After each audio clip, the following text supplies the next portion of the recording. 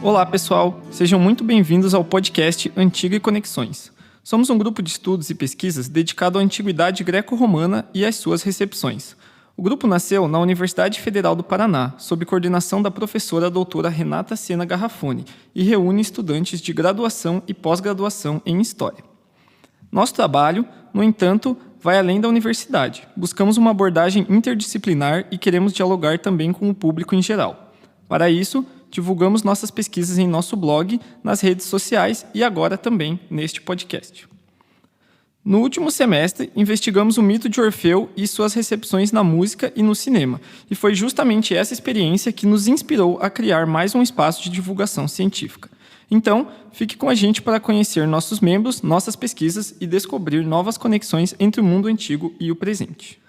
Olá, pessoal! Eu me chamo Guilherme Bom dos Santos e vou acompanhar vocês como entrevistador nesse episódio. Hoje conversaremos com os pesquisadores Fábio e Renata. Olá, Fábio. Olá, Renata. Tudo bem com vocês? Tudo bem. Bom, para começar nosso diálogo, gostaria de saber de vocês, A primeira pergunta. O que levou vocês a estudar História Antiga? Acho que podemos começar com o Fábio. Pode ser. Então, eu entrei na universidade, na verdade, não querendo tanto cursar a história, eu estava mais querendo aprender a escrever, porque eu gosto muito de poesia, eu gosto de escrever poesia no geral. E eu entrei meio na faculdade para aprender a escrever mesmo, assim. E aí, quando eu, passei pelas disciplinas e tal, nada exatamente me chamou muita atenção, mas eu ainda gostava muito de literatura.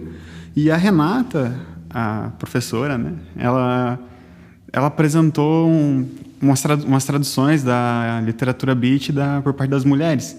Daí eu pensei, pode crer. Enfim, eu fui falar com ela uns meses depois e ela, achou interessante, que eu gostava de literatura beat também e meio que me deu um caminho, assim, para eu pesquisar. Eu cheguei com a fonte e tal. E até aí, assim, eu não sacava o que era história antiga, de fato, o que era recepção.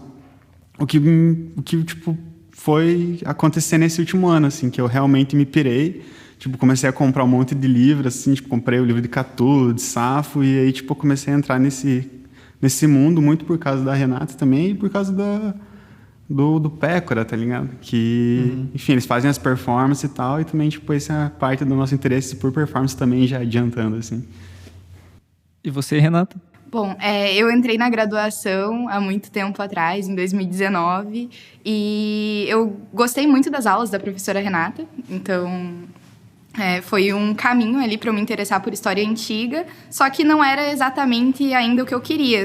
Mas em uma das aulas ela falou da tradução que o Leminski tinha feito do Satyricon, do Petrônio, e eu gostei bastante porque eu já era uma aficionada por Leminski e resolvi que eu queria talvez começar na pesquisa estudando a obra do Paulo Leminski. Então eu conversei com a Renata e aí eu comecei a fazer iniciações científicas estudando a recepção da antiguidade greco-romana na poesia do Paulo Leminski. Eu fiz 4 anos de iniciação científica até eu terminar o curso, no caso foi bastante tempo. E aí a minha monografia também foi sobre o tema, que eu continuo pesquisando, inclusive, agora no mestrado, porque, enfim, como o Fábio falou, é o interesse, no final das contas, pela literatura também que me levou a querer estudar recepção, não exatamente só estudar a história antiga, só que quando você entra nesse caminho é muito interessante, porque você se dá conta de que existem maneiras de lidar com a linguagem. Então, estudar o Leminski me possibilitou também ter contato com o grego, com o latim, inclusive fazer disciplinas sobre isso, que é muito interessante para a própria área da recepção, Certo. Então, eu queria saber um pouco mais de vocês, que eu vi lá nas pesquisas do blog, que vocês deram um enfoque sobre a parte de performance. E acho que isso tem tudo a ver, com o próprio tema específico do Orfeu. Então, eu queria saber como que vocês se envolveram com essa pesquisa em específico sobre o Orfeu. Eu acho que a gente ficou... Eu, pelo menos... quis ficar com a parte de performance porque eu não sou muito boa com cinema, por exemplo, e com lidar especificamente com aspectos do cinema, e aí me pareceu mais interessante ficar com a parte da performance, porque, primeiramente, teve uma peça do Orfeu Negro, que foi escrita pelo Vinícius de Moraes, e ele compôs as músicas junto com o Tom Jobim, e a performance pareceu um caminho interessante também, porque a gente tem outros exemplos de performance atualmente que retomam o mundo greco-romano, enfim, como é o caso do Pécora, né, que eles traduzem as músicas, cantam e fazem umas coisas diferentes, assim, usando performance. E aí foi interessante começar a pesquisar esse tipo de recepção também na performance. Daí a gente leu bastante o Paul Zumthor, naquele livro que se chama Performance, Recepção e Leitura, que dá vários caminhos para pensar a performance, não especificamente do Orfeu, porque é a parte específica, no caso, mas dá bastante escopo teórico e filosófico mesmo para pensar a performance. Então, a partir daí, a gente foi pesquisando outras coisas, tanto vendo as questões da própria peça e lendo artigos que falavam sobre, mas também voltando para o próprio Pécora, que foi também o que fez a gente querer estudar performance, porque eles também têm um livro que se chama Algo Infiel, no qual eles também tratam a performance e recepção. Enfim, eu acho que foi a partir dessas pesquisas, assim, foi assim que a gente conseguiu elaborar como que seriam as discussões e fazer o caminho para os textos que vão ser publicados no blog. E você, Fábio, como você pensa essa relação entre performance e a recepção de Orfeu? Eu não sabia nada sobre performance até começar a pesquisar para o blog e...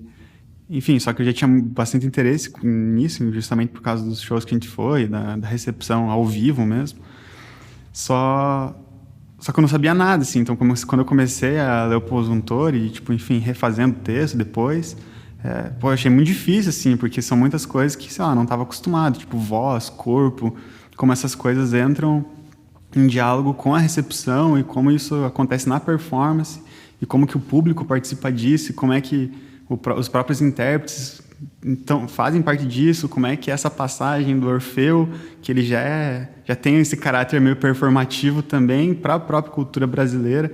Então, tipo, acho que para mim, assim, particularmente, foi muito difícil, mas também foi muito esclarecedor, assim, muito empolgante, porque isso abriu uma porta até para a gente repensar o próprio formato do texto, porque como essa performance, essa coisa impossível de ser colocada no próprio texto, porque ela é uma coisa que acontece, assim, né? Que ela acontece mesmo ao vivo, e ela é muito difícil ser traduzida para o texto.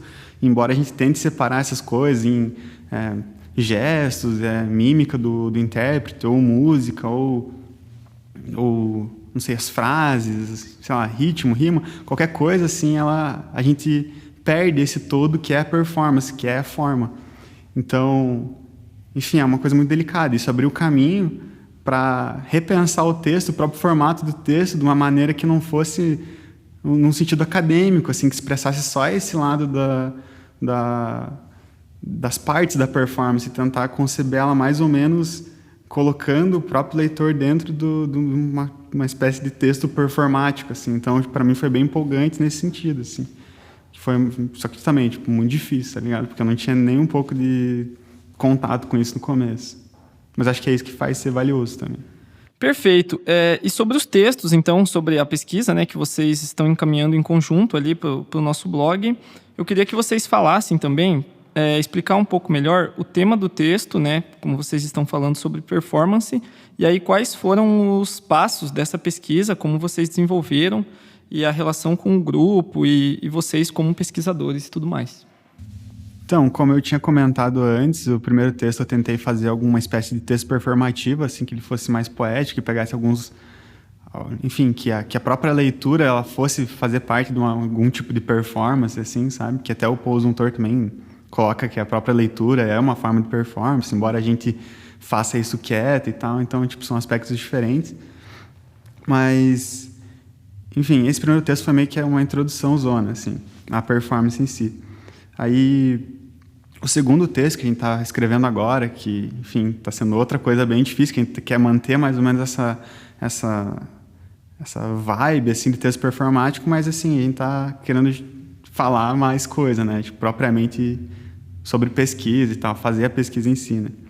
Então, esse próximo texto a gente vai trazer mais aspectos teóricos de performance mesmo, a partir do Paul Zumthor e relacionar isso com a própria peça, trazendo informações sobre a peça, dialogando com os filmes, com os dois filmes, tanto do Camus quanto do Cacá Diegues.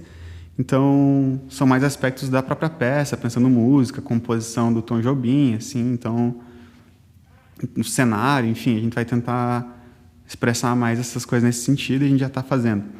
Aí o terceiro texto é uma coisa meio um mito que cria outro, assim, porque o mito de Orfeu vai criar um outro mito que vai ser o MPB no Brasil e vai ser justamente o filme do Marcel Camus que, enfim, o próprio Vinícius de Moraes vai criticar e o Cacá Diegues também vai criticar, vai ser justamente o que vai promover o MPB fora do Brasil. Então a gente quer trabalhar essa relação assim do mito que cria outro e, enfim, do MPB e também como que o exterior se relacionou com a cultura brasileira nesse sentido, e fazer essa crítica, porque, enfim, é como se fosse uma espécie de... Esse filme, especificamente, é como se fosse uma espécie de Carmen Miranda, assim, ela é, tipo, super estereotipada e tal, só que também teve outro lado, que é introduzir atores negros, que daí não sei o quê, daí, tipo, tem todo esse outro lado, que é o que a gente está tentando fazer nesse terceiro texto.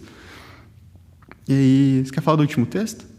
A gente pensou nesse último, talvez, de pensar em outras recepções do mundo greco-romano, em outras performances, tanto com relação ao Pécora, mas também pensar como que essa própria peça do Vinícius de Moraes pode ser reatualizada, assim, tentando não reproduzir as mesmas problemáticas que ela tem ali no seu texto, né? No caso que o Vinícius, ele se dizia o branco mais negro do Brasil, mas ao mesmo tempo ele fica estereotipando as mulheres mulatas, assim, né? Que ele usa o termo, os homens negros. Então, a gente vê essas questões, esses tensionamentos nessa peça.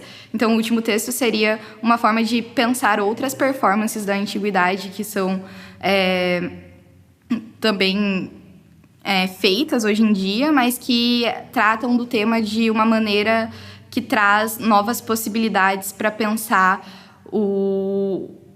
as nossas questões atuais mesmo, e não reproduz mais esse tipo de preconceito, enfim, essas coisas. Então, esse último texto seria essa conclusão que a gente pensou em fazer a partir disso, né? Como esse Orfeu Negro pode ser repensado sem todas essas questões que o Vinícius coloca, porque, afinal de contas, como o Fábio falou, é uma peça que se transformou num filme, que foi vendido para o exterior, tanto é que o filme francês, no caso, ganhou um Oscar, né? Então, ele representou o Brasil para fora, para o exterior. Então, a gente tem que pensar, não excluir essa peça e esse filme, mas como a gente pode se reapropriar dele e talvez criar outra coisa a partir dele hoje em dia. Perfeito, pessoal.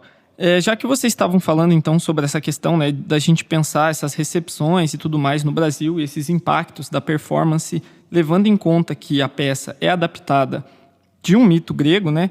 Então, eu queria saber de vocês, por que vocês acham importante estudar a história antiga como um todo no Brasil hoje?